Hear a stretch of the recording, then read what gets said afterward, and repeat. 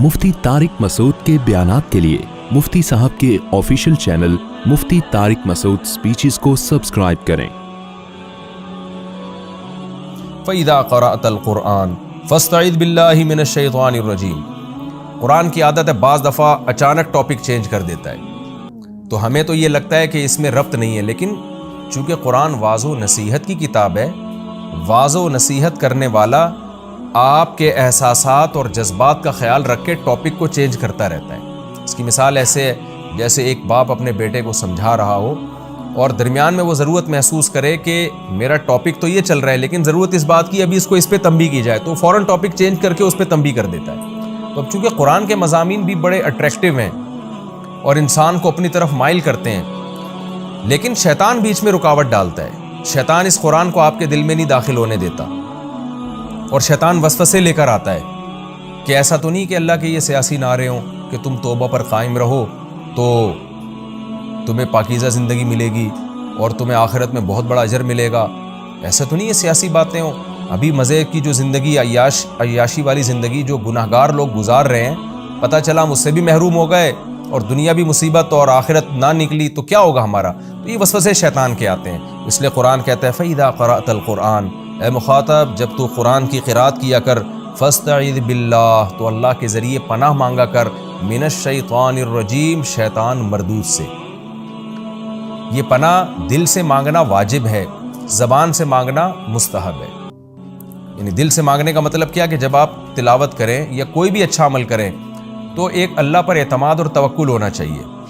वो तवक्कुल क्या है कि अल्लाह मैं तेरी पनाह में आ रहा हूँ, तू मुझे बचाएगा तो मैं शैतान के शर से बचूंगा, तू नहीं बचाएगा तो नहीं बचूंगा। तो इस्तिआदा दिल से, फ़स्तइज़ बिल्लाह, अल्लाह की पनाह में आओ, यानी अल्लाह से पनाह तलब करो। तो ये दिल से पनाह हर अच्छे काम में, सिर्फ कुरान में नहीं, हर अच्छे काम में अल्लाह ताला की पनाह में आने की कोशिश करना और शैतान के शर से बचने की कोशिश करना, ये दिल से तो वाजिब है और ज़बान से इसका इजहार करना ये मुस्तहब है। तभी तकरीबन उम्मत का इजमा है कि कुरान मजीद की तिलावत से पहले जब आप तिलावत शुरू करें तो आऊज़ु बिल्लाहि मिनश्शैतानिर रजीम पढ़ना ये मुस्तहब अमल है, बेहतर अमल है, सुन्नत अमल है, ताकि ज़बान से भी हम अल्लाह की पनाह में आ जाएं दुआ मांग के। वरना इसका मतलब असल जो आयत है वो इसका मतलब है कि अल्लाह की पनाह में आप आओ।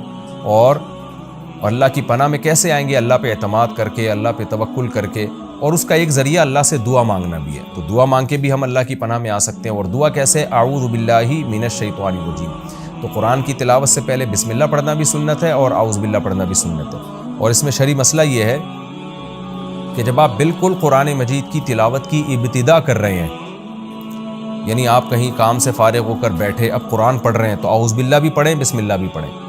लेकिन अगर आप कुरान की तिलावत शुरू कर चुके हैं तो फिर बीच में जब कोई नई सूरत आती है ना, तो फिर सिर्फ बिस्मिल्लाह पढ़ेंगे, आऊज़ु बिल्लाह नहीं पढ़ी जाएगी। इसी वजह से मसला बयान किया जाता है कि जब आप नमाज शुरू करते हैं ना, तो तकबीर तहरीमा कह के आप सना पढ़ते हैं। सना के बाद फिर क्योंकि अब बिल्कुल तिलावत की इब्तिदा हो रही है, तो यहाँ आऊज़ु बिल्लाहि मिनश्शैतानिर रजीम, बिस्मिल्लाहिर रहमानिर रहीम, फिर सूरह फातिहा शुरू करें। आप अगली रकत में सिर्फ बिस्मिल्लाह पढ़ के सूरह फातिहा शुरू करें। वजह उसकी है कि पहली रकत में कुरान की इब्तिदा आप कर चुके हैं। तो ये एक शरई मसला है, इसी आयत की रोशनी में फ़ुक़हा ने बयान किया है कि फ़इज़ा क़रअतल क़ुरआन, जब आप कुरान की क़िरात करें, फ़स्तइज़ बिल्लाहि मिनश्शैतानिर रजीम, तो अल्लाह की पनाह में आया करें शैतान मरदूद से, ताकि कुरान के जो मज़ामीन से आपको मोटिवेशन मिल रही है, आपके नज़रिए ठीक हो रहे हैं, शैतान उसको गलत रुख पे ले जाने की कोशिश न करे। इन्नहु लैसा लहू सुल्तानुन अलल्लज़ीना आमनू, आगे अल्लाह ने बता दिया शैतान का कोई ज़ोर नहीं है उन लोगों पर जो अल्लाह पर ईमान रखते हैं, यानी पुख्ता ईमान रखते हैं। व अला रब्बिहिम यतवक्कलून, और अपने रब पर एतमाद और तवक्कुल करते हैं। यानी काम में जब लग जाए ना आप, जो अल्लाह उसके रसूल ने ऑर्डर दिया है, आप अल्लाह पे एतमाद करके उसमें लग जाएं, तो फिर शैतान आपका कुछ नहीं बिगाड़ सकता। जो शैतान को लिफ्ट कराते हैं, शैतान की तरफ तवज्जो देते हैं, उनको शैतान बहकाता है। इसलिए उलमा ने लिखा है कि वसवसे का बेहतरीन इलाज ये है कि वसवसे की फ़िक्र ही ना की जाए, वसवसों की तरफ तवज्जो ही ना दी जाए। बाज़ दफ़ा शैतान आके वसवसे डालता है कि पता नहीं ये किताब अल्लाह की किताब है या नहीं, जन्नत है या नहीं, जहन्नम है या नहीं, इस तरह के ना इस्लाम के बारे में, अल्लाह के बारे में उल्टी उल्टी बातें दिमाग में डाल रहा होता है। उसका बेहतरीन हल ये है कि उन चीज़ों पे आप इग्नोर कर दें, उसको जो वसवसे आ रहे हैं आने दें, उसको लिफ्ट ना कराएं। आप बोलें भाई मुझे अल्लाह और उसके रसूल ने जो हुक्म दिया मैं उस हुक्म को फॉलो करूँगा, बस आप उस हुक्म को फॉलो करें, ये वसवसे खुद ही ख़त्म हो जाएंगे। इसकी मिसाल ऐसे है جیسے ایک بادشاہ نے آپ کو حکم دیا یا آپ کے باس نے آپ کو حکم دیا کہ آپ یہ چیک کیش کرا کے لے آؤ. اب آپ کہہ رہے ہو پتہ نہیں یہ باس نے مجھے حکم دیا ہے کہ نہیں دیا, ایسا تو نہیں میں خواب دیکھ رہا تھا اور باس نے خواب میں آ کے مجھے بتایا ہو, جاگتی حالت نہ ہو. ایسا تو نہیں باس نے جو چیک کیش کرانے کا حکم دیا ہو تو وہ بولا کچھ اور ہو, سمجھا میں کچھ اور ہوں, کچھ اور سمجھ رہا ہوں. ایسے وسوسے آئیں آپ کو ٹینشن دیں اور آپ بیٹھ کے سوچنا شروع کر دو تو پاگل ہو جاؤ گے. بھئی آپ کو جو آرڈر دیا جا رہا ہے آپ وہ پورا کرو. تو آپ کیا کرو گے, آپ چیک لے کے جاؤ گے, بینک میں کیش کرا کے لاؤ گے, رقم اٹھا کے اپنے باس کے ہاتھ میں پکڑا دو گے. تو اگر آپ کنٹینیوس کام میں لگ گئے نا تو یہ وسوسے آنا آٹومیٹیکلی ختم. تو اسلام کا بھی یہی حکم ہے.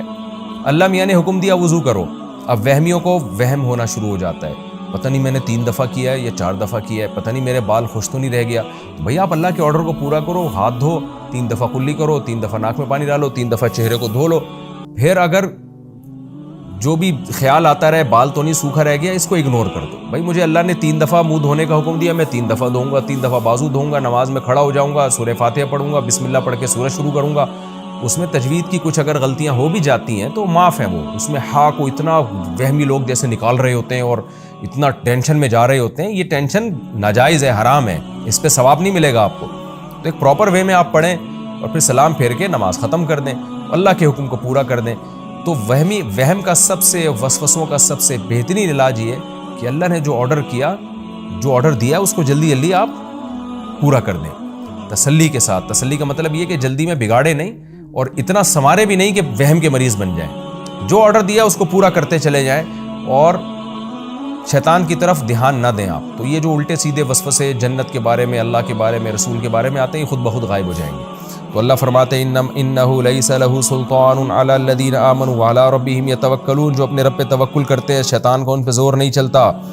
توکل میں یہ بھی ہے کہ شیطان گناہ کرواتا ہے نا, جب آپ اللہ پہ اعتماد کرتے ہیں کہ بھئی رزق اللہ کے ہاتھ میں, خواہشات پوری کرنا اللہ کے ہاتھ میں, تو بھی شیطان کا زور نہیں چلتا. انما سلطانہ علی الذین یتولونہ, شیطان کا زور صرف ان لوگوں پہ چلتا ہے تو شیطان کو اپنا دوست بناتے ہیں. دوست کا کیا مطلب ہے, شیطان کی باتوں پہ دھیان دیتے ہیں, غور, چاہے وہ وسوسے کے درجے میں شیطان دل میں بات ڈالے یا واقعی کوئی برائی مزین کر دے, تو اس کی باتوں کو غور سے سنتے ہیں, توجہ دیتے ہیں, تو پھر شیطان کا ان پہ بس چلتا ہے. تو آپ شیطان کی باتوں پہ غور ہی نہ کریں. اللہ رسول نے جیسے جیسے کہہ دیا کرتے چلے جائیں. اللہ اس کے رسول نے حکم دیا اس برائی سے بچو. اب دیکھو نشے سے بچنے کا حکم دیا نا, لیکن شیطان نشے والے کے دل میں کیا وسوسہ ڈالتا ہے, بھائی ایک دفعہ پی لینے میں کیا جا رہا ہے, ایک دفعہ ریلیکس ہونے میں کیا جا رہا ہے, بعد میں توبہ کر لینا, اس طرح کی چیزیں. تو جو ان باتوں پہ دھیان دے گا وہ وسوسے میں آ جائے گا, وہ برائی میں آ جائے گا. جو کہے گا بھائی مجھے اللہ نے حرام کیا ہے نا گناہ, تو بس حرام کر دیا, میں نہیں جاؤں گا اس کے قریب, وہ بچ جائے گا ایسی چیزوں سے. تو اللہ نے اسی کا فرمایا کہ جو شیطان کو دوست بناتے ہیں, یعنی اس کو فالو کرتے ہیں, اس کی بات کو سنتے ہیں, تو شیطان کا زور انہی پہ چلتا ہے. والذین هم به مشرکون, اسی طرح جو اللہ کے ساتھ شریک کرتے ہیں نا, توحید میں کامل نہیں ہوتے, ان پہ بھی شیطان کا زور چلتا ہے.